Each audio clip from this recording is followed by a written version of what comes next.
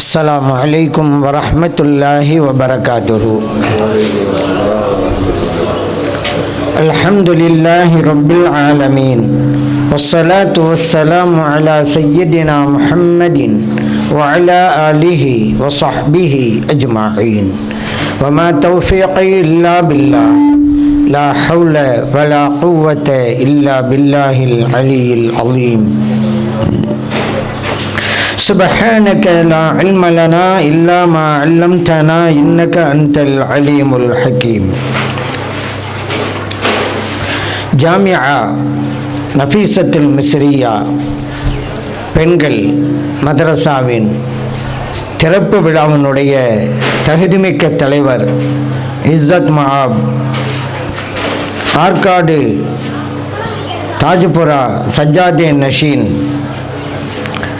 மௌலானா மௌலவி அஸ்ஸையீத் ஷா அலி அக்பர் ஹுசைனி காதிரி ஷுத்தாரி ஃபாசிலே ஜமாலி ஹலரத் பெருந்தகை அவர்களே, இந்நிகழ்விற்கு வருகை புரிந்து இந்நிகழ்வை சிறப்பித்து கொண்டிருக்கக்கூடிய சிறப்பு விருந்தினர் ஆந்திரா சித்தூர் தலைமை காதியார் மௌலானா மௌலவி அஸ்ஸையீத் ஷா கமாலுல்லா ஜுஹூரி ஜுனைதி லத்தீஃபி சாஹிப் தாமத் பரகாத்துல் ஆலியா ஹலரத் அவர்களே, எனக்கு முன்பு அற்புதமான உரையை ஆற்றியிருக்கிற என்னை பற்றி ரொம்ப சொன்னாங்க.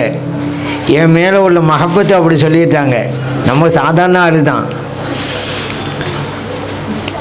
மௌலானா மௌலவி அல் ஹாஃபில் அஃலலுல் உலமா அல் முஃப்தி ஏகே நவாஸ் ஷரீஃப் சாஹிப் ஃபாதிலே ஜமாலி எம்ஏ ஹலரத் பெருந்தகை அவர்களே, தாருல் உலூம் சிபகத்துல்லா அரபிக் கல்லூரியுடைய போற்றுதலுக்குரிய முதல்வராகவும் அவர்கள் பணியாற்றி கொண்டிருக்கிறார்கள்.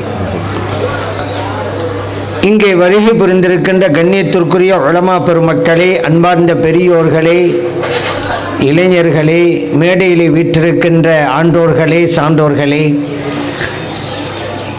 அன்புக்குரிய தாய்மார்களே, சகோதரிகளே, சிறப்புமிக்க இந்த நிகழ்விற்கு ஏற்பாடு செய்திருக்கின்ற ஜாமியா நஃபீசத்துல் மிஸ்ரியா மகளிர் அரபிக் கல்லூரியுடைய போற்றுதலுக்கும் பாராட்டுதலுக்கும் உரிய நிர்வாக பெருமக்களே, புனிதமான நிகழ்வில் நம்மையெல்லாம் பங்கெடுக்க செய்து நல்லதை சொல்லவும் கேட்கவும் வாய்ப்பளித்த எல்லாம் வல்ல இறைவனை போற்றி புகழ்ந்து எனதுரையை தொடங்குகின்றேன். உலக மொழிகளில் வணிக மொழி ஆங்கிலம், உலக மொழிகளில் கவிதை மொழி உருது, உலக மொழிகளில் நம் தாய்மொழி தமிழ், உலக மொழிகளில் சுவனத்து மொழி சொர்க்கத்து மொழி அரபி.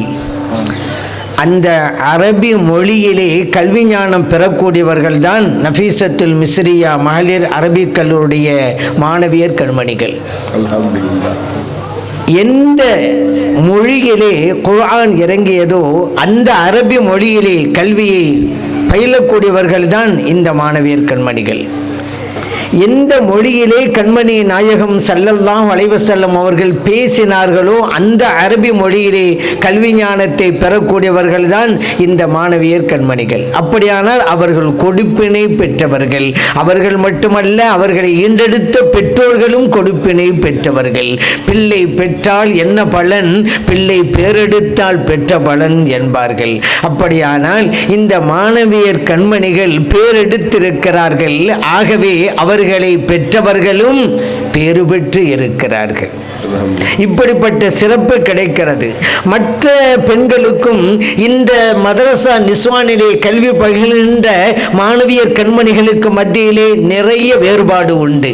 காரணம், இவர்கள் சாமானிய பெண்கள் அல்ல, சாதனை பெண்கள். காரணம், அவர்கள் தங்களுடைய கைகளிலே குர்ஆனை சுமந்து கொண்டிருப்பார்கள். இந்த மதரசாவுக்கு வந்துகிட்டா அவருடைய கைகளிலே குர்ஆன் இருக்கும். மற்ற பெண்கள் எல்லாம் தினத்தந்தி, தினகரன், மற்ற இதழ்களை கையில் கையிலே சுமந்து கொண்டிருப்பார்கள். ஆனால் இந்த மாணவியர் கண்மணிகள் மதரசாவிலே குர்ஆனை சுமந்து கொண்டிருப்பார்கள். மற்ற மாணவியர் கண்மணி மற்ற பெண்கள் எல்லாம் வேறு வேறு புத்தகங்களை படித்து கொண்டிருப்பார்கள். ஆனால் இந்த மாணவியர் கண்மணிகளோ குர்ஆனை படித்து கொண்டிருப்பார்கள், ஹதீஸை படித்து கொண்டிருப்பார்கள், ஃபிக்ஹ் ஞானத்தை படித்து கொண்டிருப்பார்கள். அப்படியானால் இந்த மாணவியர் கண்மணிகள் சாமானிய பெண்கள் அல்ல, அவர்கள் சாதனை பெண்கள்.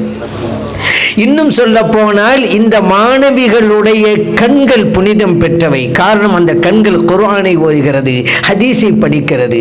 அந்த மாணவிகளுடைய கைகள் கூட புண்ணியமானவை. காரணம், அந்த கைகள் கிதாபுகளை சுமந்து கொண்டிருக்கிறது. அதனால தான் நான் சொன்னேன், இந்த மாணவியர் கண்மணிகள் கொடுப்பினை பெற்றவர்கள், அவர்களை ஈண்டெடுத்த பெற்றோர்களும் கொடுப்பினை பெற்றவர்கள். ஏன் இந்த மாணவியர் கண்மணிகள்லாம் இங்கே வரணும், ஓதணும் அப்போ நம்ம சொல்கிறோம்? குர்ஆனுடைய ஞானம் இன்றைக்கு நிறைய பேருக்கு இல்லைங்க. குர்ஆன் சொல்கிறாங்களே தவிர அடிப்படை ஞானத்தை கூட புரியாமல் தானே இருக்கிறார்கள். உதாரணத்துக்கு சொல்வதாக இருந்தால், நம்முடைய மார்க்கம் கல்விக்கு கொடுக்கிற முக்கியத்துவம் என்ன?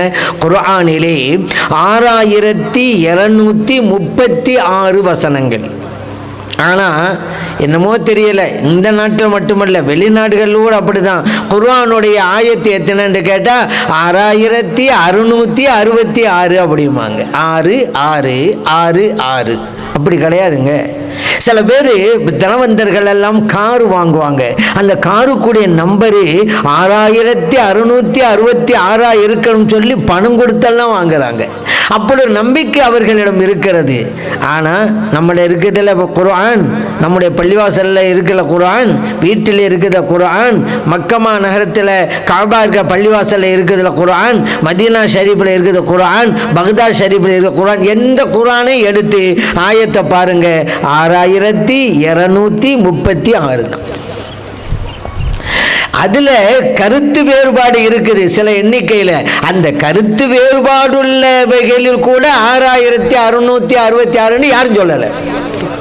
இல்லாத ஒன்று தான் புகுத்தப்பட்டு விட்டது, அதுவும் பரவலாக இருக்குது. சரி, இதிலே 114 சூறாக்கள். இது நபி ஸல்லல்லாஹு அலைஹி வஸல்லம் அவருடைய காலத்திலே பிரிக்கப்பட்டு விட்டது, 114 சூறாக்கள். சரி, 30 ஜுஸு அப்படிங்கிறது பின்னால் வந்தது தான். நபி ஸல்லல்லாஹு அலைஹி வஸல்லம் அவருடைய காலத்தில் 30 ஜுஸு அப்படிலாம் கிடையாது, பின்னால் தான். காரணம் என்ன? ஒரு நாளைக்கு ஒரு ஜுஸு ஓதி மாதத்திற்கு ஒரு குர்ஆனை ஹத்தம் பண்ணட்டும் அப்படிங்கிறதுனால 30 ஜுஸுகளாக நமது பெரியவர்கள் தான் பிரித்து வைத்தார்கள். அதான் 30 ஜுஸுக்கு முன்னாலே இல்லை. இதில் 114 சூறாக்கள். ஒவ்வொரு சூறாவுக்கும் ஒரு பெயர் உண்டு. அதிலே ஒரு சூறாவின் பெயர் அல் கலம், பேனா. பேனா என்று இறைவன் ஒரு சூறாவிற்கு பேர் சூட்டி இருக்கிறான் என்றால், பேனா என்பது கல்விக்குரியது. கல்விக்கு இஸ்லாம் கொடுக்கிற முக்கியத்துவம் என்னவென்று புரியும். 6236 வசனங்களில் முதலாக இறைவன் இறக்கி வைத்த வசனம் இக்ரா, நீங்கள் படியுங்கள், நீங்கள் ஓதுங்கள். தனது வேதத்தையே ஓதுங்கள், படியுங்கள் என்றுதான் தொடங்குகிறான் இறைவன். அந்த வேதத்திற்கு பெயர் என்ன? குர்ஆன். குர்ஆன் என்றால் என்னங்க அர்த்தம்? படிக்கப்பட வேண்டியதுன்னு அர்த்தம். இன்னொரு பேர் இருக்குது கிதாப். கிதாப் அல்லாஹ் குர்ஆன்ல சொல்றான். கிதாப் என்றாலும் வேதம் தான். கிதாப்னா என்ன? எழுதப்பட்டது. கல்விக்கு தேவை படித்தலும் எழுதுவதும். அந்த ரெண்டையுமே தன் வேதத்திற்கு இறைவன் பெயராக சூட்டி இருக்கிறான். அதிலே நீங்கள் வழங்கலாம். இந்த படிப்புக்கும் கல்விக்கும் இஸ்லாம் கொடுக்கிற முக்கியத்துவம் என்ன அப்படின்ட்டு. அதில் மிக நீளமான சூறா 114 சூறா இருக்குது. ரொம்ப நீளமான சூறா, பெரிய சூறா எது அப்படின்னு கேட்டாக்கா சூரத்துல் பக்கரா. அதில் சின்ன சூறா எது அப்படின்னு கேட்டால் சூரத்துல் கௌசர். அதான் ரொம்ப சின்ன சூறா. ஒரு அறிஞர் ஒரு அரபி மர்சாவுக்கு போனார். ஒரு பையனை கூப்பிட்டு உன் பேர் என்ன அப்படின்ட்டாரு. அந்த பையன் யூசுப்னு சொன்னான். அப்படியா, யூசுப் சூறா ஓது அப்படின்ட்டாரு. அந்த பையன் ஓதிக்கிட்டே இருக்கிறான். பக்கத்தில் உள்ள பையனுக்கு இப்போ கதி கலங்குது. என்னண்டா, அவர் பேர் யூசுப்னு யூசுப் சூறா ஓத வச்சு விட்டாரு. நமக்கு பேர் இப்ராஹிம், நம்ம பேர் என்ன கேட்டால் இப்ராஹிம் சொல்லுவோம். இப்ராஹிம் சூறா ஓதுன்னு சொல்லி விடுவாரே, என்ன செய்யறேன்னு சொல்லிட்டு ரொம்ப பயந்துக்கிட்டே இருந்தான். அவன் யூசுப் சூறா ஓதி முடிச்சு விட்டான் அந்த பையன். இப்போ இவன்கிட்ட கேட்டார், உன் பேர் என்ன? இந்த பையன் சொன்னான், என் பேர் இப்ராஹிம், ஆனால் வீட்டில் கௌசர்னு தான் கூப்பிடுவாங்க அப்படின்ட்டான். அப்படின்னா நிறுத்தான், கௌசர் ரொம்ப சின்னது, அந்த சூறா ஓத சொல்லுவான்னு நினச்சிக்கிட்டான். சரி, அதே போல் இந்த குர்ஆனிலே ஒரு சஹாபியினுடைய பெயர் இடம்பெற்றிருக்கிறது. மற்ற சஹாபியை பற்றியும் சொல்லப்பட்டிருக்குது வேறு வார்த்தைகளை கொண்டு. பெயர் என்று சொன்னால் ஒரே ஒரு சஹாபி, அதுதான் ஸெய்து ரலியல்லாஹு அன்ஹு அவர்கள். ஃபலம்மா கல்லா ஸெய்தும் மின்ஹா, சஹாபி, ஒரு சஹாபியுடைய பெயர் தான் குர்ஆனிலே, அதுதான் ஸெய்து ரலியல்லாஹு அன்ஹு அவர்களுடைய பெயர். எல்லா சூறாக்களுடைய முன்னாலேயும் பிஸ்மில்லாஹிர் ரஹ்மானிர் ரஹீம் அப்படின்னு இருக்கும். ஆனால் ஒரே ஒரு சூறாவில் மட்டும்தான் பிஸ்மில்லா இருக்காது. அதான் சூரத்து தௌபா. தௌபா சூறாவில் பாருங்கள் பிஸ்மில்லா எழுதியிருக்காது. ஏங்க, நபி ஸல்லல்லாஹு அலைஹி வஸல்லம் அவர்கள் அங்கே பிஸ்மில்லா எழுத வேணான்ட்டாங்க. அதனால சஹாபா பெருமக்கள் எழுதலை. அதற்கு காரணம் அவங்க சொல்லலை, ஆனால் அலி ரலியல்லாஹு அன்ஹு காரணத்தை சொல்கிறாங்க. காரணம், இதுக்கு முந்தைய சூறாவுடைய கடைசி வசனமும் யுத்தத்தை பற்றி பேசுகிறது. இந்த தௌபாவுடைய முதல் வசனமும் யுத்தத்தை பற்றி பேசுகிறது. யுத்தத்திற்கும் ரஹ்மான் ரஹீமுக்கும் அவ்வளோ பொருத்தம் இருக்காது. ஆகவே தான் அங்கே பிஸ்மில்லாஹிர் ரஹ்மான் எழுதப்படலை என்ற விளக்கத்தை ஹலரத் அலி ரலியல்லாஹு அன்ஹு அவங்க சொல்லி காட்டுறாங்க. இந்த பெண்களுக்கு இஸ்லாம் கொடுக்கிற முக்கியத்துவம் என்னன்னு தெரியும். 114 சூறாக்கள், அதில் ஒரு சூறாவினுடைய பெயரே அந்நிசா, பெண்கள். ஆண்கள்ங்கிற பேரில் எந்த சூறாவும் கிடையாதுங்க. ஆனால் பெண்கள்ங்கிற பேரில் ஒரு சூறாவே இருக்குது. அந்த அளவுக்கு அல்லாஹு தஆலா பெண்களுக்கு முக்கியத்துவம் கொடுக்குறான். அது மட்டும் இல்லை, இஸ்லாத்துக்கு முதலாக வந்தாங்கல்ல, ஒவ்வொரு துறையை பார்த்தா ஒவ்வொருவர் இருக்கிறார்கள். பெண்களின் முதலாக இஸ்லாத்துக்கு வந்தது யாரு? அன்னை ஹதீஜா ரலியல்லாஹு அன்ஹா அவர்கள். ஆண்களில் பெரியவங்களில் யார் இஸ்லாத்துக்கு முதலாக வந்தது?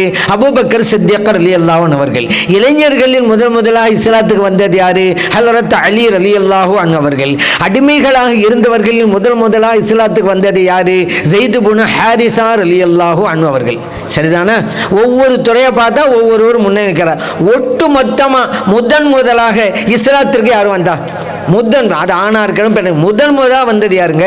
இந்த சிறப்பு பெண்ணினத்திற்குத்தான் கிடைத்தது. அன்னை ஹதீஜா ரலியல்லாஹு அன்ஹா அவர்கள்தான் இஸ்லாம் என்கின்ற கோட்டைக்குள்ளே முதலாக பிரவேசித்த பெருமையை பெறுகிறார்கள். பெண்ணுக்கு தான் அது கிடைச்சிச்சு.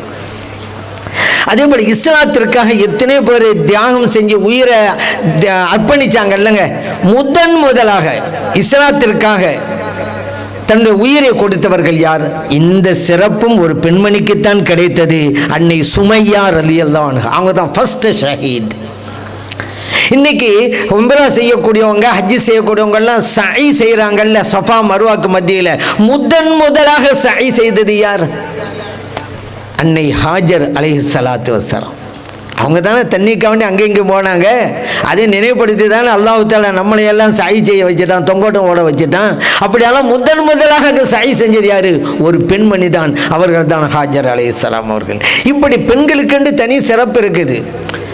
அதில் இன்னொன்று நீங்கள் கேட்கலாம், இந்த ஒரு ஆண் குழந்தை பிறந்துட்டா அக்கைக்கா கொடுக்கும்போது ஒரு ஆடு 2 ஆடு கொடுக்கணும் சுன்னத்தி. பெண் குழந்தையாக இருந்தால் ஒரு ஆடு. இதில் ஒரு ஆள் கேட்டார், என்னங்க இங்கே கூட ஆண்களுக்கு தான் சிறப்பா, 2 ஆடு கொடுக்கணுங்கிறாங்க, பெண்கண்டா ஒரு ஆடுங்கிறாங்க. எங்க பெண்களுக்கு தாங்க சிறப்பு இதில். ஏன்? பெண் குழந்தையை பெற்றவருக்கு மார்க்கம் சலுகை கொடுக்கிறது, செலவு குறைச்சிருது. ஏன் ஒரு ஆடு 15,000 வச்சுக்கிறோங்க, 2 ஆடு வாங்குறா இருந்தால் 30,000 ரூபா வேணும். மார்க்கம் சொல்லுது, நீ பெண் குழந்தையை பெற்றாயா, ஒரு ஆடு கொடுத்தா போதும், 15,000 ரூபா செலவச்சா போதும் விடு. இங்கே பெண்களுக்குத்தான் சலுகை. இப்படி பெண்களுக்கென்று இன்னும் நிறைய இருக்குது. நம்ம சிறந்தவர் யார் அப்படின்னு கேட்கும் பொழுது நபி ஸல்லல்லாஹு அலைஹி சொல்றாங்க, ஹைருக்கும் லிஅஹ்லி. உங்களை சிறந்தவர் யார் தெரியுமா? உங்க மனைவிட்ட யாரு நல்லவர் என்று பேர் எடுக்கிறாரோ அவர் தான் சமூகத்திலும் சிறந்தவருங்கிறாங்க. ஆனால் ஹைருக்கும் லிஅஹ்லி, நான் உங்களில் சிறந்தவன். காரணம், என் மனைவிகள்கிட்ட நான் சிறந்தவனுங்கிற பேரை நான் பெற்றிருக்கிறேன் அப்படிங்கிறாங்க. இப்போ புரியுதா? சமூகத்தில் ஒருவன் சிறந்தவன் என்கிற பெயரை பெண்ணுவானால் மனைவியினுடைய சாட்சி வேண்டும், ஷஹாதத் வேண்டும். இந்த அளவுக்கு மார்க்கம் பெண்களுக்கு உயர்வை தருகிறது. இந்த அரபி மதரசாக்களுக்கும் மற்ற மதரசாக்களுக்கும் வித்தியாசம் இருக்கு. ஒரு அறிஞன் சொன்னான், ஒரு பள்ளிக்கூடம் திறக்கப்பட்டால் 100 சிறைச்சாலைகள் மூடப்படுகின்றன. நான் சொல்வது, இது போன்ற மதரசாக்கள் ஒன்று திறக்கப்பட்டால் 1000 சிறைச்சாலைகள் மூடப்படும். ஒரு சமூகத்தில் கல்வி அறிவு இல்லைன்னு சொன்னால் அனாதைகளாகத்தான் கருதப்படுவார்கள். அந்த சமுதாயத்தில் உள்ளவங்கள்லாம் அனாதைகள். தந்தை இல்லாதவன் அனாதை அல்ல, கல்வி இல்லாதவன் தான் அனாதை. அப்படியானால் இந்த சமூகத்திலே அனாதைகளே இருக்கக்கூடாது என்பதற்காகத்தான் இது போன்ற மதரசாக்கள் உருவாக்கப்படுகின்றன என்பதை நீங்கள் நினைவிலே கொள்ள வேண்டும். கல்வி கழகு கசடர மொழிதல் என்பார்கள். ஆனால் கல்வி கழகு கசடர வாழுதல் என்பதும் இருக்கிறது. இதை சொல்லித் தருவது இது போன்ற மதரசாக்கள் தான். எப்படி எழுதுவது என்று சொல்லிக் கொடுப்பது மட்டும் கல்வி அல்ல, எப்படி வாழ்வது என்று சொல்லிக் கொடுப்பதும் கல்வி. அந்த கல்வியை கற்றுக் கொடுப்பதும் மதரசாக்கள் தான். இப்போ புரியுது அரபி மதரசாக்கள் இந்த சமுதாயத்திற்கு ஏன் வேண்டும் என்று. அது குறிப்பாக பெண்களுக்காக தான் மதரசா. காரணம் என்ன? குழந்தையின் முதல் பள்ளிக்கூடமே தாயின் மடிதானே. தாயின் மடிதான் குழந்தையின் முதல் பள்ளிக்கூடம். தாயின் கருவறைதான் குழந்தையின் முதல் வகுப்பறை. ஒரு குழந்தையின் சிறந்த பள்ளிக்கூடம் தாய், ஒரு குழந்தையின் சிறந்த ஆசிரியர் தந்தை. அதனால தான் சிறு வயசிலேயே அந்த பெற்றோர்கள் குழந்தைகளை சரியாக வளர்க்கணும் அப்படிங்கிறது. எந்த குழந்தையும் நல்ல குழந்தைதான் மண்ணில் பிறக்கையிலே, நல்லவராவதும் தீயவராவதும் அன்னை வளர்ப்பினிலே அப்படின்னு சொன்னாங்க. குல்லு மௌலூதின் யூலது அலல் ஃபித்ரா, கண்மணி நாயகம் ஸல்லல்லாஹு அலைஹி சொன்னாங்க. பிறக்கின்ற எல்லா குழந்தையும் நல்ல குழந்தைகளாகத்தான் பிறக்கிறது. அவருடைய பெற்றோர்கள் தான் தீயவர்களாக மாற்றி விடுகிறார்கள். புகாரிலே பதிவு செய்யப்பட்ட ஹதீஸ். அப்படியானா அவ கைகளில், பெற்றோர்களின் கைகளில் தான் அது இருக்குது. அது கூட இது நல்ல கருத்து சொல்றாரு. செல்வ சொல்லுங்க, நல்லா இருக்குங்க. யாரு இது சொன்னது? எந்த குழந்தையும் நல்ல குழந்தை தான் மண்ணில் பிறக்கையிலே, நல்லவராவதும் தீயவராவதும் அன்னை வளர்ப்பின. நல்லா இருக்க. யாரு? அந்த கவிஞரா? அவன் நம்ம பேசிட்டு இருக்கிறோம். இதை சொன்னது நம் உயிரிலும் மேலான கண்மணி நாயகம் ஸல்லல்லாஹு அலைஹி வஸல்லம் அவர்கள் தான். அன்றைக்கே சொல்லிட்டாங்க, எல்லா குழந்தைகளும் நல்ல குழந்தை தான், அவங்க வாப்பாவும் உம்மாவும் தான் தீயவர்களாக மாற்றி விடுகிறார்கள். 1400 ஆண்டுகளுக்கு முன்னாலே கண்மணி நாயகம் ஸல்லல்லாஹு அலைஹி வஸல்லம் சொன்னது. இந்த கவிஞன் கூட முழுமையாக சொல்லலையே, அன்னை மட்டும்தானே சொன்னான். நல்லவராவதும் தீயவராவதும் அன்னை வளர்ப்பினிலேன்டான் இவன். நபி ஸல்லல்லாஹு சொன்னாங்கல்ல, அன்னை மட்டுமல்லப்பா தந்தையும் சேர்த்து தான் அப்படிங்கிறாங்க. 2 பேருக்குமே அதில் பங்கு உண்டு. ஏன்னா பெற்றோர்களுடைய கையிலே இருக்கக்கூடிய குழந்தை ஒரு பொற்கொள்ளன் கையிலே இருக்கக்கூடிய தங்கம் மாதிரி. ஒரு பொற்கொள்ளன் கையில் தங்கத்தை வச்சுக்கிட்டு இருக்கிறான். எப்படி உருவாக்கம் நினைக்கிறோமோ அப்படி உருவாக்குவான். சங்கிலி செய்ய வேண்டும் என்றால் சங்கிலியை உருவாக்குவான். வளையல் செய்ய வேண்டுமானால் வளையலை செய்வான். காப்பு செய்ய வேண்டுமானால் காப்பை உருவாக்குவான். மோதிரம் செய்ய வேண்டுமானால் மோதிரம் செய்வான். அவனிடம் இருக்கிறது தங்கம். எப்படி நினைக்கிறானோ அப்படி உருவாக்குகிறான். பிள்ளைகளும் தாய் தன்னுடைய கைகளிலே இந்த தங்கம் மாதிரி இருக்கிறாங்க. அவங்க எப்படி நினைக்கிறாங்களோ அப்படி உருவாக்க முடியும். தலைவர்களாக உருவாக்க முடியும், உஸ்தாத்மார்களாக உருவாக்க முடியும், எழுத்தாளர்களாக உருவாக்க முடியும், பேச்சாளர்களாக உருவாக்க முடியும், விஞ்ஞானிகளாக உருவாக்க முடியும். அவங்க எப்படி நினைக்கிறாங்களோ அப்படி உருவாக்க முடியும். அதனால தான் தாய் தந்தைகள் கரெக்டாக இருக்கணும். அந்த பிள்ளை வீட்டில் இருக்கான்னு சொன்னால் சொல்லி கொடுக்கறதுக்கு அந்த தாய்க்கு ஞானம் இருக்கணுமா இல்லையாங்க? நீ இப்போ பெண்கள் மதரசா உண்டாக்கி பெண்களே வாருங்கள் கல்வியை கற்றுக்கொள்ளுங்கள் என்று சொல்றது அவர்களுக்காக மட்டுமல்ல, அவர்கள் ஈண்டெடுக்க போகிற குழந்தைகளுக்காகவும் தான் இவர்கள் கல்வியை கற்றுக்கொள்ள வேண்டும். ஏன்னா ஒரு பிள்ளைய சாப்பிட சொன்னவங்க, இந்த வங்கவா கையை கழுவு, தட்டில் உள்ள முன்னால் உள்ள சாப்பிடு, வலது கையால் சாப்பிடு, பிஸ்மில்லா சொல்லி சாப்பிடு, இதெல்லாம் சொல்லிக் கொடுக்கணும்ல. தாய் கல்வியை கற்றிருந்தா தானே சொல்லிக் கொடுக்க முடியும். பையன் தூங்க போறான், எங்க வா ஒரு செஞ்சுட்டு வா, வலது பக்கமா ஒரு கணிச்சு படு, உன்னை முகத்தை கிபிலாவை முன்னோக்கி படு. இதெல்லாம் சொல்லிக் கொடுக்கிற அந்த தாய்க்கு கல்வி ஞானம் வேண்டுமா வேண்டாமா? அதனால தாங்க பெண்களுக்கு கல்வி ஞானம். அவங்களுக்கு மட்டும் இல்லை, ஒரு பெண்மணி மகளாக இருப்பாள் அல்லது தாயாக இருப்பாள் அல்லது மனைவியாக இருப்பாள். எப்படி இருந்தாலும் அவள் தனக்குரிய கடமை என்னவென்பதை தெரிந்து கொள்ள வேண்டும் அல்லவா? மகளாக இருந்தால் தன் தாய்க்கும் தந்தைக்கும் ஆற்ற வேண்டிய கடமை என்ன புரியணுமா இல்லையா? மனைவியாக இருந்தால் தன் கணவருக்கு ஆற்ற வேண்டிய கடமை என்ன தெரியணுமா இல்லையா? ஒரு பெண்மணி தாயாக இருந்தால் தனது குழந்தைகளை எப்படி வளர்த்து உருவாக்க வேண்டும் தெரியணுமா இல்லையா? புஸ்தகத்தை படிக்கிறதுங்கிறது இந்த காலத்தெல்லாம் குறைஞ்சி போச்சு. புஸ்தகத்தை அதிகமாக யாரும் படிக்கிறது இல்லைங்க. செல்ஃபோன் வந்துச்சுல, புஸ்தகம் படிக்கிறது தான் போச்சு. செல்ஃபோனுங்கிறது என்ன, மக்கள் அதில் நல்லதையும் பெறுறாங்க, ஆனால் தீயது தான் அதில் அதிகமாக கிடக்கு. அதனால தான் சொல்லுவாங்க, புத்தகம் சொல்கிறது வாசிக்கலாம், வாசிக்கலாம் வா என்று புத்தகம் அழைக்கிறது, வா சிக்கலாம் என்று செல்போன் அழைக்கிறது. அப்படிதான் ஆகிப்போச்சு. படிக்க மாட்டேங்க. ஒரு பையன்கிட்ட, அந்த ஸ்கூல் பையங்கள்லாம் இருந்தாங்க, அங்கே ஒரு அறிஞர் வந்தார். ஒவ்வொரு பையனாக கேட்டார், டேய் நீ படித்த பிறகு என்ன செய்வ? அவன் சொன்னான், நான் படித்து முடிச்சுட்டு டாக்டர் ஆவேன். இன்னொரு பையன்கிட்ட, நீ என்ன செய்வ படித்து முடிச்சுட்டு? அவன் சொன்னான், படித்து முடிச்சுட்டு இன்ஜினியர் ஆவேன். இன்னொரு பையன் கேட்டார், டேய் நீ படித்து முடிச்சுட்டு என்னடா செய்வ? அவன் சொன்னான், நான் படித்து முடிச்சுட்டு புஸ்தகத்தை மூடி வைப்பேன் அப்படிங்கிறான். அதே கேட்டாங்க. இவன் திறந்த புத்தகத்தை எப்படா மூடலாம்னு உட்காந்துட்டு இருக்கிறான். அதனால தான் அவன் அதை சொல்கிறான். இதில் ஒரு 5ஆம் வகுப்பு படிக்கிறான் ஒரு பையன், அவன் ஒரு புத்தகத்தை படிச்சுட்டு இருக்கிறான். ஒரு ஆள் கிட்ட போய் பார்த்தாரு, என்ன புத்தகம் படிக்கிறான் அப்படின்ட்டு. அதில் குழந்தையை வளர்ப்பது எப்படின்னு இருக்கு. அதை போய் இப்போ படிச்சுக்கிட்டு இருக்கிறான் 5ஆம் வகுப்பு பையன். கேட்டாட்டு, நீ ஏன்டா இந்த புத்தகம் படிக்கிற? இல்லை, எங்கள் அத்தா ஒழுங்காக வளர்க்குறாரான்னு பார்க்கறதுக்கு நான் படிச்சுக்கிட்டு இருக்கேன் அப்படின்னு அவன். சரி, இந்த பெற்றோர்கள் கல்வி ஞானத்தை பெற வேண்டும், குழந்தைகளுக்கு அதை சொல்லிக் கொடுப்பதற்காக. ஒரு நல்ல பெண்மணி குடும்பத்தை சிறந்த பல்கலைக்கழகமாக மாற்றி விடுவாள், அவள் கல்வி ஞானம் பெற்றிருந்தாள். ஒரு ஆண்மகனுக்கு கல்வியை கொடுப்பது தனி மனிதனுக்கு, ஒரு பெண்ணுக்கு கல்வியை கொடுப்பது ஒரு குடும்பத்திற்கு என்பார்கள். ஒரு ஆண்மகன் கல்வியை கட்ட அது அவர்கிட்ட தான் இருக்கும். காலையில் எழுந்திருப்பார், வேலைக்கு போவார், நைட்டு வரார், சாப்பிடுவார், தூங்கிடுவார், அவ்வளவுதான். ஆனால் ஒரு பெண்ணுக்கு கல்வி இருந்தால் குடும்பத்தில் இருக்கிற அத்தனை பேருக்கும் சொல்லிக் கொடுத்து விடுவாள். ஆகவே தான் ஒரு ஆண்மகனுக்கு கல்வியை கொடுப்பது தனி மனிதனுக்கு, ஒரு பெண்ணுக்கு கல்வியை கொடுப்பது ஒரு குடும்பத்திற்கு என்பார்கள். இந்த பெற்றோர்களுடைய கடமை என்ன சொல்லிக் கொடுங்க? ஹலரத் அலி ரலியல்லாஹு சொல்றாங்க, அல்லிமு அவுலாதக்கும், இன்னொரு வார்த்தையில் அத்திபு அவுலாதக்கும் பிஸ்ஸலாஸ், 3 கொண்டு குழந்தைகளுக்கு கற்றுக் கொடுங்க. 3 விஷயம். ஒன்றுன்னா ஹுப்பின் நபி ஸல்லல்லாஹு அலைஹி வஸல்லம், ஸல்லல்லாஹு அலைஹி வஸல்லம் மஹப்பத்தை சொல்லிக் கொடுங்க உங்கள் குழந்தைகளுக்கு. 2வது ஹுப்பி அஹ்லி பைத்திஹி, ஸல்லல்லாஹு அலைஹி வஸல்லம் அவருடைய குடும்பத்தின் மீது எப்படி மஹப்பத்தை வைக்கணும் அதை சொல்லிக் கொடுங்க.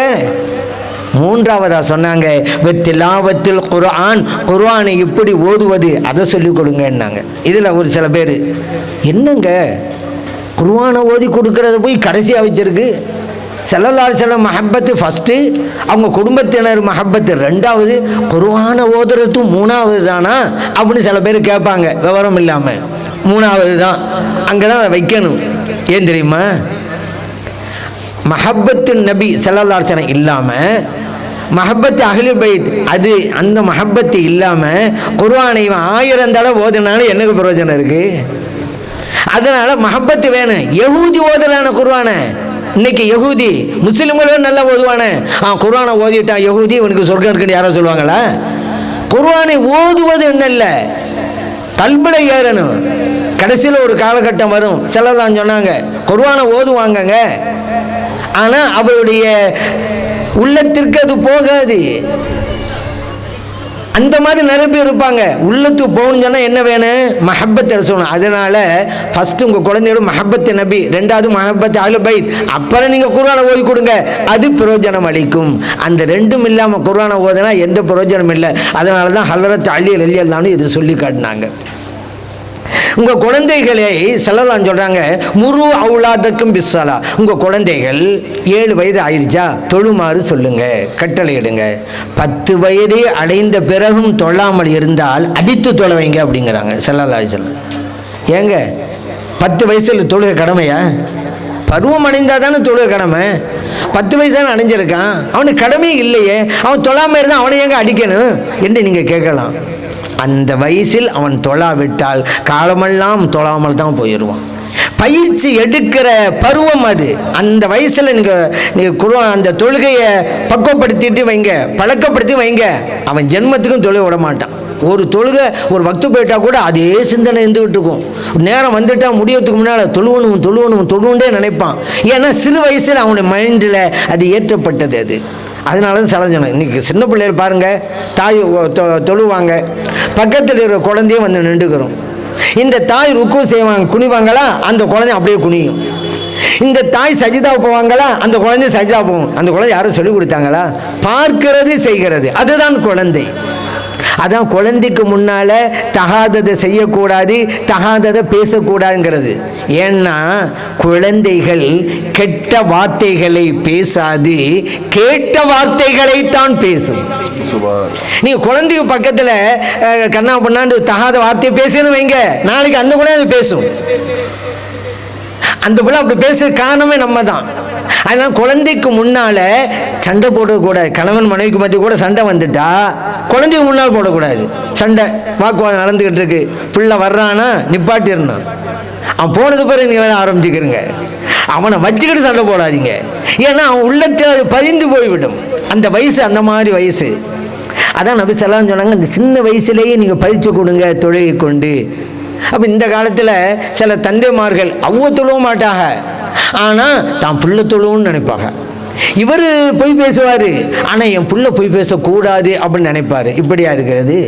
நீங்கள் உங்கள் பிள்ளைகள் நல்லவர்களாக வர வேண்டும் என்று கருதினா நீங்கள் நல்லவர்களாக வாழ்ந்து காட்டுங்க. சில பேர் நீங்கள் பார்க்கலாம், தாய் எவ்வளி தனையன் அவ்வளி, தந்தை எவ்வளி தனையன் அவ்வளி. அப்படிதான் தாயை போல பிள்ளை நூலை போல சேலைலாம் சொல்லுவாங்க. அதனால் ஒரு பையன் மாந்தோப்பில் மாங்காய் திருடிக்கிட்டே இருந்தான். அடுத்தவங்களுடைய தோப்பு இவன் போய் திருடிக்கிட்டு இருக்கிறான். தோட்டக்காரன் பார்த்துட்டான், பிடிச்சிட்டான். மாங்காவை திருடுற, இரு உங்கள் அத்தாட்ட சொல்லி கொடுக்குறேன். இப்படி சொன்ன பிறகு தான் அவன் சிரிக்க ஆரம்பித்தான். என்னடா உங்கள் அத்தாட்ட சொல்லி கொடுக்குறேங்கிற சிரிக்கிற? அதுக்கு அவன் சொன்னான், என் அத்தாட்ட சொல்லி கொடுப்பியா நீ?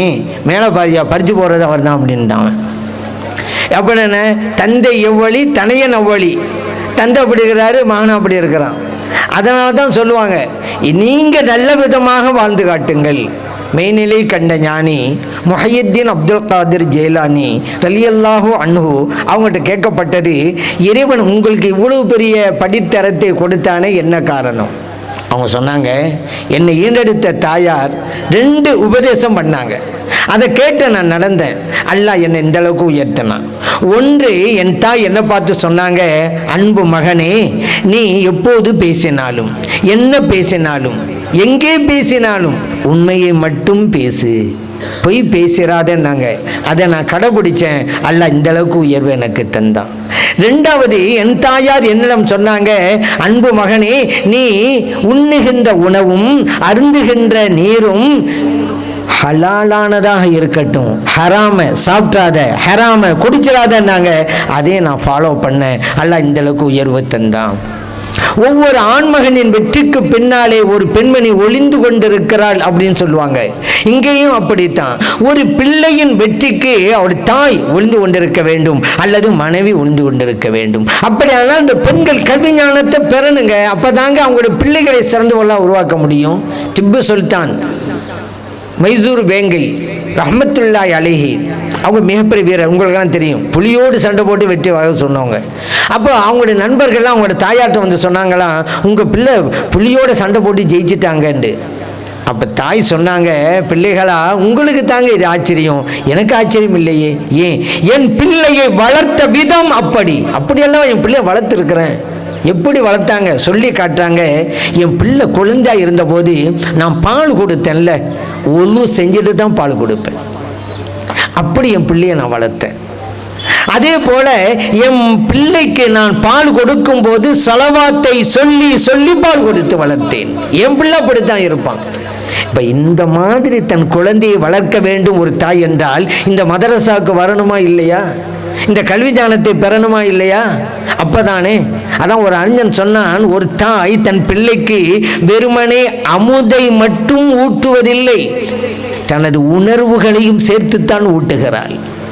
அந்த தாய் எப்படி இருக்கணும், அந்த மாதிரி பிள்ளைகள். அதனால தான் இந்த பிள்ளைகளுக்கெல்லாம், இந்த பெண்களுக்கெல்லாம் முக்கியத்துவம் கொடுக்கணும் நம்ம சொல்கிறோம். கௌசலாலும் ரலியல்லாஹு என்ன சொல்கிறாங்க, நான் பொய் பேசுறது இல்லை அப்படிங்கிறாங்க. ஏன், எங்கள் உம்மா அப்படி சொன்னாங்கங்கிறாங்க. ஆனால் இன்னைக்கு என்ன தெரியுமா, பிள்ளை பொய் பேசுறதுக்கு சொல்லி கொடுக்கறதே யாரு தான்? அப்பா அம்மா தான். பையன் காலையில் மக்தப மர்சாவுக்கு போக மாட்டேன்னு அழுகுறான். ஏன்டா அழுகுற? நேற்று போகலையில் உஸ்தாத் அடிப்பாங்கல்ல, நான் போக மாட்டேன்.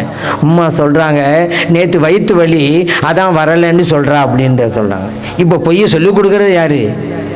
தாய் தான். ஏன் தந்தை மட்டும் என்ன? தந்தை மாதிரிலாம் நல்ல வேலை நம்ம இல்லை அப்படின்னு நினைப்பாங்க. தந்தை மாதிரிலாம் அப்படித்தாங்க இருக்கிறீங்க. ஃபோன் வருது, பையன் போய் எடுக்கிறான். இவர் கேட்குறாரு, யார் தாண்டு கேட்குறாரு. அவன் சொல்கிறான், இன்னார் தாண்டு. இந்த வாப்பா இவர் சொல்கிறாரு, வாப்பா வீட்டில் இல்லைன்னு சொல்லிடு அப்படிங்கிறாரு. இருந்துக்கிட்டே அவனும் சொன்னான், வாப்பா வீட்டில் இல்லைன்னா. அவர் கேட்டார், அப்படி தானே அவர் சொல்ல சொன்னார். ஆமான்ட்டான் இவன். ஏன்னா விவரம் தெரியலை, சொல்லி கொடுக்குறது தானே. அந்த பிள்ளைக்கு என்ன தெரியாதுல்ல. வீட்டில் விருந்தாட்டு வந்துட்டாங்க. வீட்டில் உள்ள சொன்னாங்க அந்த பிள்ளைகிட்ட, மாமா வந்திருக்காங்க, மாமாவை சாப்பிட்றதுக்கு கூப்பிடுண்டு. இந்த பிள்ளை போயிருந்துச்சு, மாமா சாப்பிடவா அப்படின்னுச்சு. அம்மா சொன்னாங்க, மரியாதை கூப்பிடுமா மாமாவை. அந்த பிள்ளை மாமாட்ட சொல்லுது, மாமா மரியாதையாக சாப்பிடவா அப்படின்னுச்சு. எதை சொல்கிறோமோ அதுதான் சொல்லுது. எப்படி சொல்லுங்கிறது தெரியலை. இந்த பெண்களுக்கு ஏன் இந்த கல்வி ஞானம் வேணுங்கிற சமூகத்தில் எத்தனை பெண்மணிகள் இருக்கிறாங்க, மார்க்க சட்டத்திட்டம் தெரியுங்க. நெயில் பாலிஷ் விடுறாங்கல்ல எத்தனை பெண்கள், அவங்களுக்கு புரியுதா? நெயில் பாலிஷ் விட்டால் நம்ம ஒது செஞ்சால் ஒது கூடாது, நம்ம கடமையான குளியலை குளித்தா குளிப்பு கூடாமல் போயிருமே, குளிப்பு கூடலைன்னு சொன்னால் தொழுவது கூடாது. இதெல்லாம் தெரியலையேங்க இந்த சமூகத்து பெண்களுக்கு. நிறைய பேருக்கு மருதாணி விடலாம், பிரச்சனை இல்லை. நெயில் பாலிஷ் விடலாமா? அவங்க ஒன்று செஞ்சால் அந்த தண்ணீர் நகத்தில் போக படாதங்க. குளிச்சான படாது. குளிப்பு அந்த இடத்துல மட்டும் தண்ணி படலைன்னு வச்சுக்கிறேங்க. என் நெல் பாலிஷ் தடுத்துரும் அல்லவா? குளிப்பு கூடாது. மார்க்கம் சொல்லு, நீ குளிக்கலை. அந்த பெண்மை சொல்ல, நான் குளிக்கல. என்னங்க 100 பாக்கெட்டில் தண்ணி அள்ளி ஊற்றிருக்கேன்னு என்னை பார்த்து நீ குளிக்கலைங்கிறீங்க. நீங்கள் உங்களுடைய கருத்துப்படி குளிச்சிருக்கலாம், மார்க்கப்படி நீங்கள் குளிக்கலை. ஏன்? உடம்பிலே ஒரு சின்ன பகுதி கூட விடுபடாமல் தண்ணீர் படணும் அல்லவா? அப்போ இந்த சட்டமெல்லாம் தெரியாமல் எத்தனை பெண்கள் இருக்கிறாங்க. இது ஒன்று. இந்த பகுதியில் எப்படின்னு தெரியலை. எங்கள் பகுதிகள்லாம் கணவனை இழந்த பெண்மணி 40 நாள் இதாக இருந்தால் போதும்னு சொல்லிட்டு கிடக்குறாங்க. அங்கே இங்கிட்ட இருக்கிறதா அந்த மாதிரி தெரியல எனக்கு. 4 அஷ்ஹுரின் வ அஷ்ரான்னு அல்லாஹ் குர்ஆனில் சொல்கிறான். 4 மாதங்கள் 10 நாட்கள்ங்கிறான். 40 நாள் போதும்னு எங்கே எந்த குர்ஆனில் இருக்குது? எந்த ஹதீஸில் இருக்குது? அல்ல எந்த இமாம்களாக சொன்னாங்களா? என்ன நீங்கள் புதுசாக உருவாக்கிட்டு இருக்கிறீங்க? அதான் நான் சொல்கிறது, நீங்கள் 4 மாதம் 10 நாள் இதா இல்லாமல் போனாலும் போங்க, நீங்கள் ஃபாசிகா, நீங்கள் ஒரு குற்றவாளிங்கிற அந்த இடத்துல தான் இருப்பீங்க. 40 நாள் போதும், நீங்கள் முர்த்தத்தாயிருவீங்க. ஏன்? குர்ஆன் வசனத்தை மறுக்கிறாங்க. இன்காருன் நஸ் குஃபர் அல்லவா? 4 அஷ்ஹுரின் வ அஷ்ரான்னு அல்லாஹ் சொல்லுவான். 4 மாதங்கள் 10 நாட்கள் அல்லாஹ் சொல்லுவான். நீங்கள் 40 நாள் போதுங்கிறீங்களா? அப்போ இந்த வசனத்தை நீங்கள் மறுக்கிறீங்க, முர்த்தத்தாயிட்டீங்க. முர்த்தத்தில் என்ன தெரியுமா சட்டம்? முர்த்தத்தில் ஏதோ முர்த்தம் சொல்கிறாங்க அப்படின்னு நினச்சிருக்காதீங்க. மௌத்தா போனால் குளிப்பாட்டுதல் கிடையாது, ஜனாசா தொழுகை கிடையாது, முஸ்லிம் கபிரிஸ்தானில் அடக்கம் செய்யப்படாது. அதான் முர்த்தத்துடைய சட்டம். அந்த காலம் செஞ்சுருக்காங்க. இன்றைக்கி எத்தனை பெண்கள் இருக்கிறாங்களா இல்லையா? அப்போ அவங்களுக்கெல்லாம் சொல்லிக் கொடுக்குறது யார்? இந்த பெண்மணிகள் தாங்க. நஃபீசத்துல் மிஸ்ரியாக வர்றாங்கல்ல, இவங்க தான் படித்து மற்றவங்களுக்கு சொல்லிக் கொடுக்க. அதனால தான் அனுப்பி வைங்க நம்ம சொல்கிறோம். இன்னும் ஒன்று நாளாக இருக்குது. என்ன தெரியுமா? இந்த வஹாபிகள், அல்லாஹ் அக்பர், ஹஸரத் சொன்னாங்க இந்த வஹாபிகளை பற்றியெல்லாம். இந்த சமூகத்திலே விஷக்கிருமிகளாக பரவிக்கிட்டு இருக்கிறாங்க. ஆனால் அல்லாஹ்வுதியால ஒழிக்கப்பட்டுட்டாங்க. இன்றைக்கி அவங்களுடைய வேகம் அதெல்லாம் இப்போ கிடையாது. எல்லாம் தனிஞ்சு போச்சுன்னு வச்சுக்கிறேங்க. அல்லாஹ் அவங்கள முறியடிச்சிட்டான். இந்த வஹாபிகளுக்கு சொல்கிறாங்க, பெண்கள் மாத விலக்கு நிலையிலே இருந்தாலும் குர்ஆனை தொடலாம், குர்ஆனை ஓதலாம். எவ்வளோ பெரிய கொடுமை இது! நான் கேட்குறேன், ஒரு மனிதன் ஒரு புத்தகம் எழுதுனா யார் வேணுமானாலும் படிக்கலாம், யார் வேணாலும் தொடலாம். அல்லாஹ்வுடைய வேதமும் இப்படி தானே? யார் வேண்டுமானாலும் ஓதலாமா, யார் வேணாலும் தொடலாமா? இந்த வஹாபிலுக்கும் அப்படி தான். இதுக்கு முன்னால் நபி ஸல்லல்லாஹு அலைஹி வஸல்லம் அவர்கள் நம்மளை மாதிரி இருந்தாங்க. இப்போ குர்ஆனை மற்ற புத்தகங்கள் மாதிரின்னு சொல்ல வந்துட்டாங்க. மற்ற புத்தகங்களுக்கும் அல்லாஹ் வேதத்துக்கும் வித்தியாசம் இல்லையா? சரி, நபி ஸல்லல்லாஹு அலைஹி வஸல்லம் அவர்கள் இதற்கு வழி காட்டுனாங்களா இல்லையா? அதை பார்க்கணும்ல. லா யமுஸ்ஸல் குர்ஆன இல்லா தாஹிருன், பரிசுத்தமானவங்க தான் குர்ஆனை தொடணும். மொத்தாவிலே தாரகுத்னியிலே பதிவு செய்யப்பட்ட ஹதீஸ். நபி ஸல்லல்லாஹு அலைஹி வஸல்லம் சொல்றாங்க, குர்ஆனை தொடுவதற்கு சுத்தம் வேண்டும். இந்த வஹாபிகள் சொல்றாங்க சுத்தம் தேவையில்லை என்று. அப்படியானால் இந்த வஹாபிகள் யாருக்கு எதிராக போர் தொடுக்கிறார்கள்? நமக்கு எதிராகவா?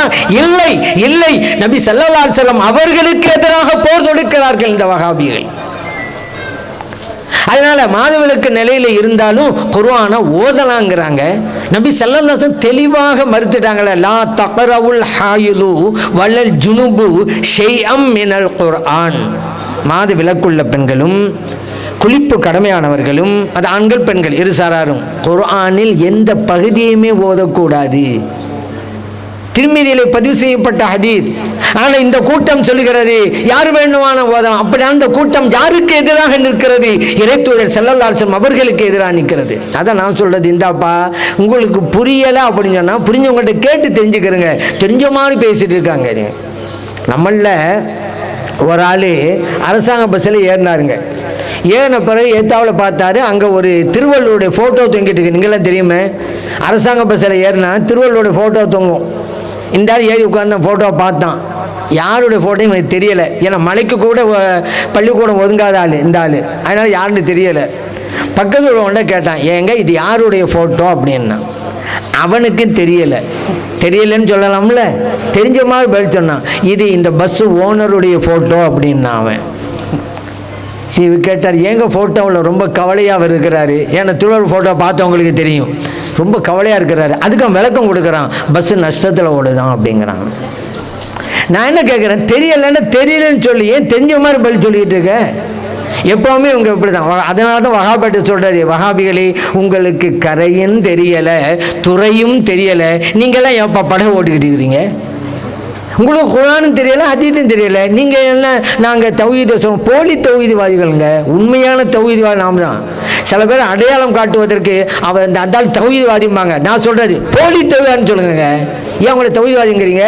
நம்மள தௌஹீத்வாதிகள் பேர் வச்சுட்டா போதுமா? மார்க்கத்தில் இல்லாத ஒன்று. அதே போல பாருங்க, பெண்களை இன்றைக்கு ஆர்ப்பாட்டம் போராட்டம் என்கிற பேரிலே நடு வீதிக்கு அழைக்கிறார்களே, அந்த பெண்களை தடுத்து நிறுத்தக்கூடியவர்கள் யார்? இந்த நஃபீசத்துல் மிஸ்ரியா போன்ற மதரசாக்களை ஓதுகின்ற ஆலிமாக்கள் தான். ஆகவே தான் கல்வி ஞானத்தை கொண்டு கொடுக்குறோம். ஆனால் வஹாபிகள் பெண்களும் வருவாங்க ஆர்ப்பாட்டம். ஏங்க ஸல்லல்லாஹு அலைஹி வஸல்லம் காலத்தில் பெண்கள்லாம் யுத்தத்துக்கு போகலையா அப்படிங்கிறது அதே வெளிப்படுத்துது. இந்த அப்பாவி இளைஞர்கள் இருக்கிறாங்க, அவங்க என்ன சொன்னாலும் தஞ்சாவூர் தலையாட்டு பொம்மை மாதிரி ஆமாம் ஆமாம்பாங்க. ஏன்னா இளைஞர்களுக்கு தான் குர்ஆன் தெரியல, அதையும் தெரியல. பெண்கள் போனார்கள் என்று பாதியை மட்டும் படிச்சுட்டு மீதி விடுவீங்களா நீங்கள்? எல்லாத்திலையும் முழுமையாக செய்யணும்னு நினைக்கிறீங்க. குர்ஆனையும் ஹதீஸும் படிக்க மட்டும் பாதியை படித்து விட்டு மீதியை விட்டுறீங்க.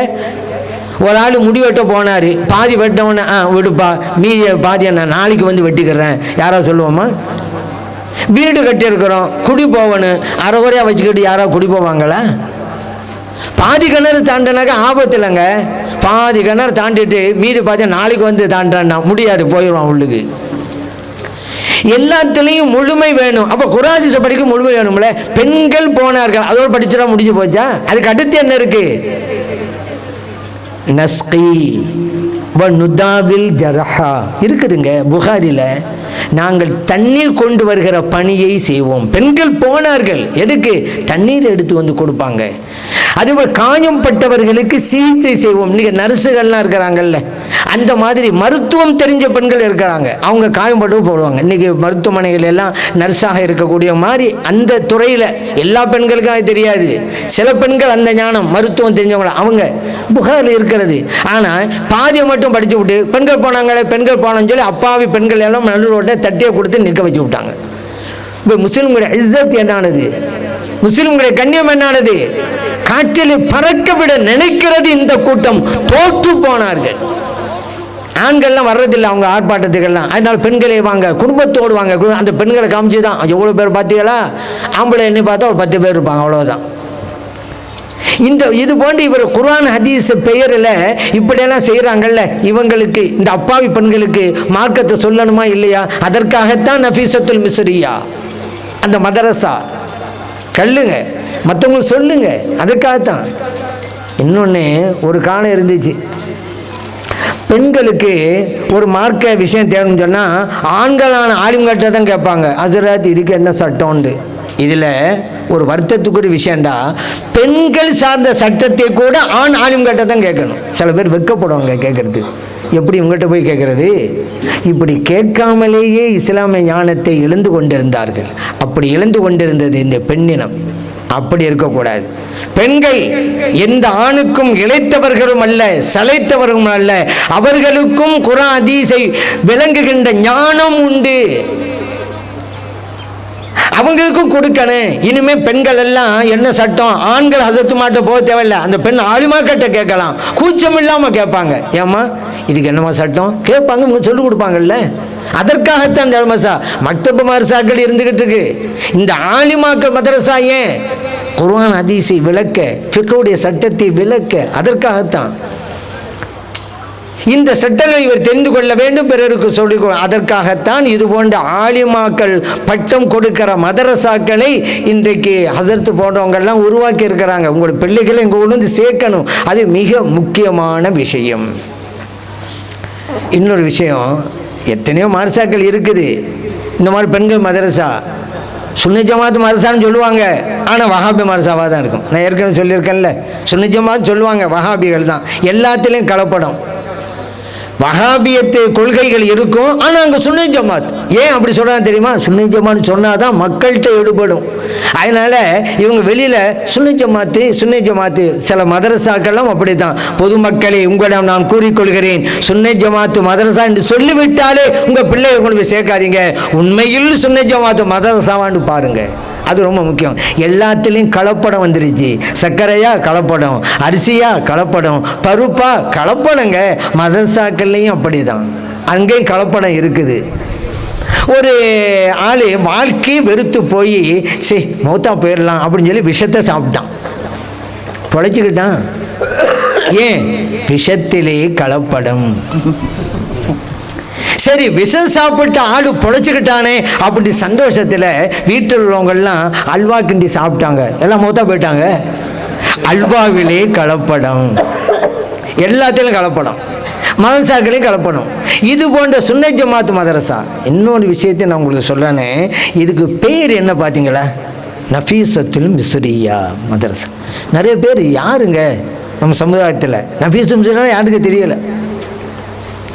நமக்கு முன்பு வாழ்ந்த பெண்மணிகள் எல்லாம், அன்றைய காலத்து பெண்மணிகள் எவ்வளோ திறன்மிக்கவர்களாக இருந்தாங்க தெரியுமா? குர்ஆனுடைய ஞானத்தில். ஹஜ்ஜாஜ் இப்னு யூசுப் வெளியே போயிருந்தார். அவர் திரும்ப வந்து குடிக்க தண்ணி இல்லை. ஒரு வீட்டுக்கு முன்னாடி நின்று குடிக்க தண்ணி வேணும் அப்படின்னு சத்தம் கொடுத்தாரு. வீட்டில் பெண்மணி பார்த்தாங்க, கவர்னர் வந்திருக்கிறான்னு தெரியுது. யார்? ஹஜ்ஜாஜ் இப்னு யூசுப். மகனை கூப்பிட்டு தண்ணி செம்பில் தண்ணீர் கொடுத்து கொண்டு போய் கொடுறான்னாங்க.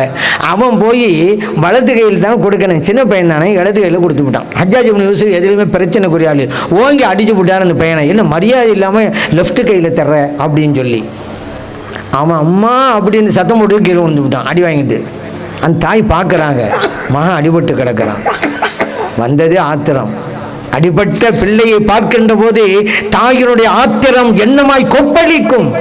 அந்த பெண் அப்ப சொன்னாங்க, மஹா கல்லா கமா மஹா கல்லா ஃபீ நிஸ்ஃபில் குர்ஆன் அப்படின்ட்டாங்க. ஹஜ்ஜாஜே, அல்லாஹ் உன்னை அழித்து விடுவானாக. மஹா கல்லா, அல்லாஹ் உன்னை அழித்து விடுவானாக. இதுவரைக்கும் ஓகே. அதுக்கு அடுத்து சொன்ன வாசகம் பாருங்க, அதுதான் நமக்கெல்லாம் ஆச்சரியம். கமா மஹா கல்லா ஃபீ நிஸ்ஃபில் குர்ஆன். குர்ஆன்ல பாதியில் எப்படி கல்லாங்கிற வார்த்தையை அல்லாஹ் இல்லாமல் வச்சிருக்கானோ அந்த மாதிரி அல்லாஹ் ஒன்னே இல்லாமல் ஆகட்டும் அப்படின்ட்டான். நம்மளாம் கேள்விப்பட்டுக்கோம்ல, கல்லா சௌஃப தஅலமூன் சும்ம கல்லா சௌஃப தஅலமூன். இமாம் ஓதுறதை கேட்டுக்கோமா? நம்மளும் ஓதிருக்கோமா? முந்தின 15 ஜுஸுல கல்லா கிடையாதுங்க. குர்ஆன்ல 30 ஜுஸு, முந்தின 15 ஜுஸுல இல்லை. அடுத்து தான் வருது கல்லாவெல்லாம். இந்த ஞானத்தை தாங்க வெளிப்படுத்துறாங்க அந்த பெண்மணி.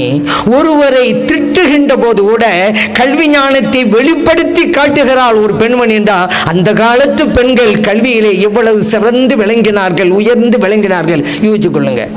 குர்ஆன்ல பாதியில கல்லா இல்லாம அல்ல ஒண்ணு இப்போ விளங்குதா? நஃபீசத்துல் மிஸ்ரியா. அவங்க யாரு? நஃபீஸாங்கிற அவங்க பேர். மிஸ்ரியா, மிஸ்ர் நாட்டில் வாழ்ந்தாங்க.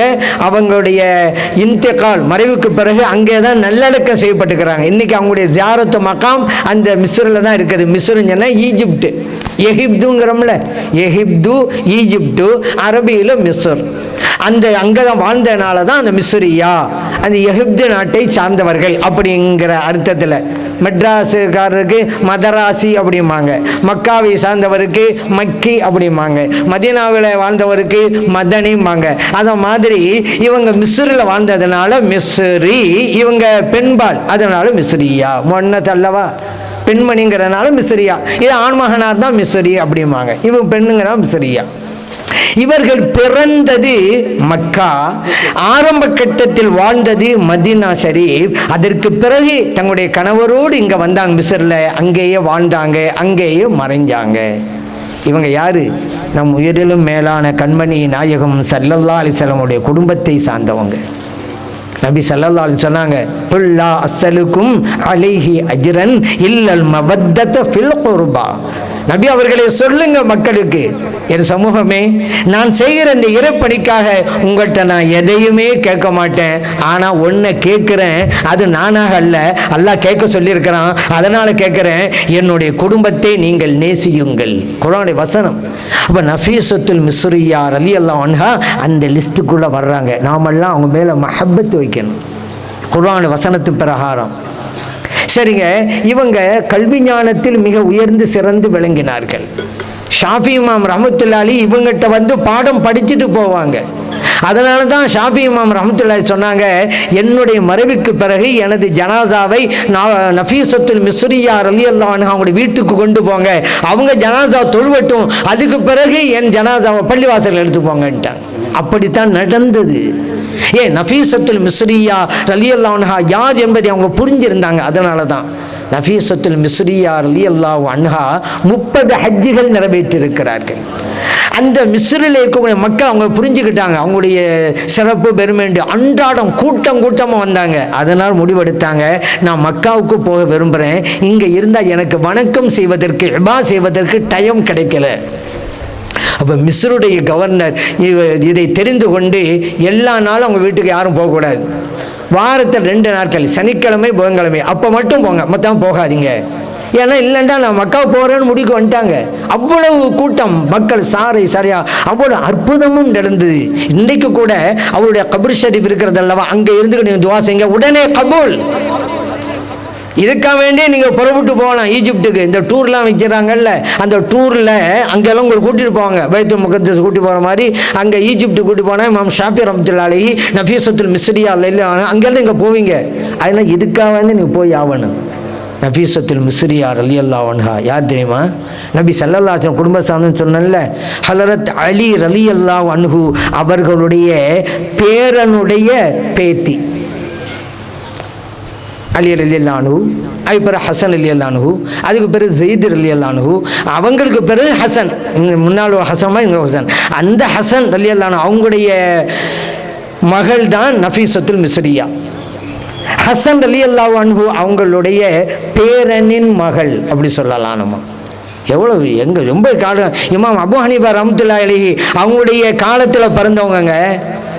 இமாம் அபு ஹனீஃபா ரஹ்மத்துல்லாஹி அலைஹி ஹிஜ்ரி 150 தான் உலகத்து மறைகிறாங்க. நஃபீஸத்துல் மிஸ்ரியா ரலியல்லாஹு அன்ஹா ஹிஜ்ரி 145 பிறக்கிறாங்க. இமாம் அபு ஹனீஃபா ரஹ்மத்துல்லாஹி அலைஹியுடைய காலத்திலேயே பிறந்து விடுகிறார்கள். அப்போ எவ்வளோ முன்னால் இருக்கான் பாருங்க. இன்னொரு ஆச்சரியம் என்ன தெரியுமா? அவங்க கணவர் யார் தெரியுமா?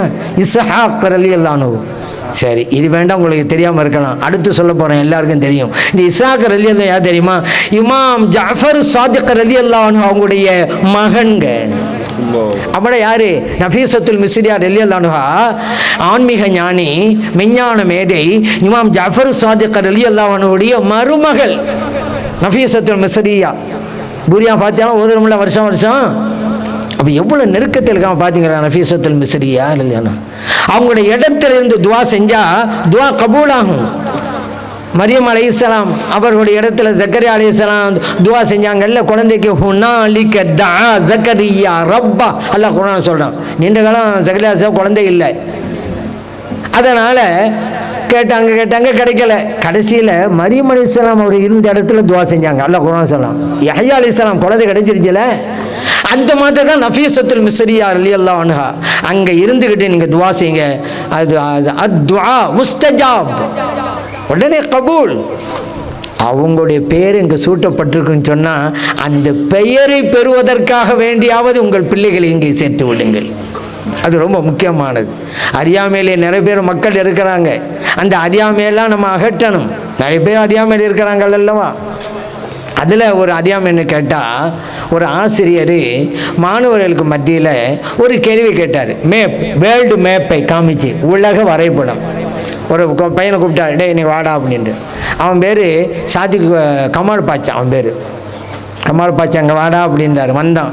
இந்த மேப்பில் எங்கடா அமெரிக்கா இருக்குது கண்டுபிடிலான்டாரு. கரெக்டாக ஒரு இடத்த காமிச்சான். இதுதான் சார் அமெரிக்கான்னா. சரியாக சொல்லிட்டான். போய் உட்கார்றா அப்படின்ட்டாரு. இன்னொரு ஸ்டூடெண்ட்டை கேட்டு வரலாற்று ரீதியான கேள்வி கேட்டார். டே அமெரிக்காவை கண்டுபிடித்தது யார்? அவன் அவசரமாக சொன்னான், கமால் பாச்சா அப்படின்ட்டான். இங்கே வந்து சொல்லி போனால அதை நினச்சிட்டான். இன்னொரு ஸ்டூடெண்ட்டை கூப்பிட்டார். டே நீங்கள் வாடா, இந்த மேப்பில் இந்தியா எங்கடா இருக்குது அதை காட்டுறா அப்படின்றாரு. அவன் சொல்லாவிட்டாலும் பரவாயில்ல, அழுவ ஆரம்பித்தான். ஏன்டா அழுவுற? பதில் தெரியலன்னு சொல்கிறா, இதுக்காண்டா அழுவுற? அதுக்கு அவன் சொன்னான், என் உயிரே போனாலும் என் தாய் திருநாட்டை காட்டி கொடுக்க மாட்டேன் சார் அப்படின்றான். அப்படி இப்படியெல்லாம் அறியாமையில் இருக்கிறார்கள் மக்கள். அதே போன்றுதான் மார்க்க விஷயத்திலும் அறியாமையில் இருக்கிறார்கள். அந்த அறியாமையை அகற்ற வேண்டும் என்பதற்காகத்தான் மதரசா. கடைசியாக பெற்றோர்களே, உங்களுக்கு மத்தியிலே நான் வேண்டுகோள் வைக்கிறேன். அல்லாஹ் குர்ஆனிலே சொன்னான், ரப்பனா ஹப்லனா மின் அஸ்வாஜினா வ ذُرِّيَّاتِنَا قُرَّةَ أَعْيُنٍ وَجَعَلْنَا لِلْمُتَّقِينَ إِمَامًا. அல்லாஹ் குர்ஆன் சொல்றான். நம்மளே கேட்க சொல்றான் அல்லாஹ்ட்ட. எப்படி கேட்கணுமா? யா அல்லாஹ், எங்களுடைய துணைவிமார்களையும் எங்களுடைய பிள்ளைகளையும் எங்களுக்கு கண் குளிர்ச்சியாக ஆக்கி தந்தல்வாயாக. பெற்றோர்களே, உங்களிடம் நான் சொல்கிறேன், உங்கள் பிள்ளைகள் உங்களுடைய கண்களுக்கு குளிர்ச்சியாக இருக்க வேண்டும் என்று ஆசைப்படுகிறீர்களா? அப்படியானால் உங்களது பெண் பிள்ளைகளை நஃபீஸத்துல் மிஸ்ரியா அரபிக் கல்லூரிக்கு, மகளிர் அரபிக் கல்லூரிக்கு அனுப்பி வையுங்கள் என்று நான் உங்களிடம் வேண்டுகோள் வைக்கிறேன். நபி ஸல்லல்லாஹு அலைஹி வஸல்லம் சொன்னாங்க, இதா மாத்தல் இன்சான் இன் கதஅ அமலுஹு குல்லுஹு. ஒரு மனிதன் இறந்துட்டா எல்லாமே துண்டித்து போய்விடும், மூன்றை தவிர. அது சதகத்துன் ஜாரியா, இன்னொன்று இல்முன் யுன்தஃபஉ பிஹி, மூணாவதாக வலதுன் சாலிஹுன் யதுலஹு. ஒன்றாவது நிரந்தர தர்மம், நிலைத்திருக்கும் தர்மம். ரெண்டாவது பயன் தரும் கல்வி. மூன்றாவது அதான் சப்ஜெக்ட் இப்போ நான் சொல்ல போகிறது, தந்தைக்காக துவா செய்கிற பிள்ளை. முஸ்லிமிலே பதிவு செய்யப்பட்ட ஹதீஸ், ரவாஹு முஸ்லிம்.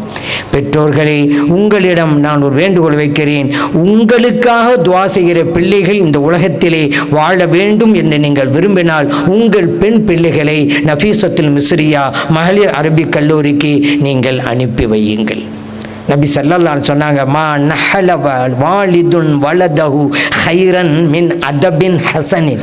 ஒரு தந்தை தன் பிள்ளைக்கு அழகிய பண்பை விடவும் அழகிய ஒழுக்கத்தை விடவும் வேறு சிறந்த கொடையை கொடுத்து விட முடியாது என்றார்கள். அபூதாவுத் திர்மிதியிலே பதிவு செய்யப்பட்ட ஹதீஸ். பெற்றோர்களே, உங்கள் பிள்ளைகளுக்கு நல்லொழுக்கம் என்கின்ற கொடையை வழங்க வேண்டும் என்று விரும்புகிறீர்களா? ஆம் என்றால் உங்கள் பெண் பிள்ளைகளை நஃபீஸத்துல் மிஸ்ரியா மகளிர் அரபிக் கல்லூரிக்கு அனுப்பி வையுங்கள். உங்கள் பிள்ளைகளுடைய எதிர்காலம் நிச்சயமாக சிறக்கும், வளர்ந்தோங்கும். அவருடைய வாழ்க்கை மிக நல்ல வகையிலே அமைந்திருக்கும். அவர்களுடைய பிள்ளைகளும் அற்புதமாக வளர்வார்கள். இந்த சிறப்பெல்லாம் எல்லாம் அல்ல இறைவன் இந்த மதரசாவின் மூலமாக உங்களுக்கு தந்தருள்வானாக. ஆமீன். வல்ஹம்துலில்லாஹி ரப்பில் ஆலமீன் என்று பிரார்த்தனை செய்து வாய்ப்பளித்த நல்லோர்களுக்கு நன்றி கூறி விடைபெறுகிறேன். அஸ்ஸலாமு அலைக்கும் வரஹ்மத்துல்லாஹி வபரகாத்துஹு.